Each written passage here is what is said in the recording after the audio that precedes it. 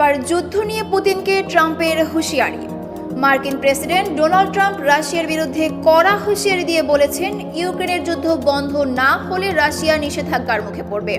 Trump সামাজিক যোগাযোগ মাধ্যমে বলেন, পুতিনকে এখনই এই হাস্যকর যুদ্ধ বন্ধ করতে হবে, নয়তো কঠোর ব্যবস্থা নেওয়া হবে। তিনি বলেন, চুক্তি না করলে রাশিয়া এবং যুদ্ধে অংশ নেওয়া দেশগুলোকে কর, শুল্ক ও নিষেধাজ্ঞার সম্মুখীন হতে হবে।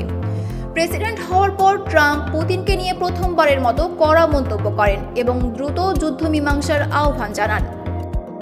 ট্রাম্প দাবি করেন, তার শাসনামলে এই যুদ্ধ কখনোই শুরু হতো না। তিনি বলেন, সহজ বা কঠিন, আমরা যে কোনো রাস্তায় হাঁটতে পারি, কিন্তু সহজ রাস্তা বেছে নেওয়াই ভালো। নির্বাচনী প্রচারে ট্রাম্প বলেছিলেন, প্রেসিডেন্ট হওয়ার 24 ঘন্টার মধ্যে পুতিন ও জেলেনস্কির সঙ্গে কথা বলে যুদ্ধ বন্ধ করবেন। ট্রাম্প রাশিয়ার উপর অতিরিক্ত নিষেধাজ্ঞার কথা বললেও কিভাবে তা কার্যকর হবে তা নিয়ে বিস্তারিত কিছু জানাননি।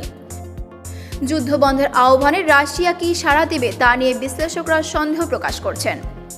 ডয়েচ ভেলের মতে, নিষেধাজ্ঞা নিয়ে ট্রাম্পের বক্তব্য পরিষ্কার নয় এবং পুতিনের প্রতিক্রিয়া নিয়েও সংশয় রয়েছে।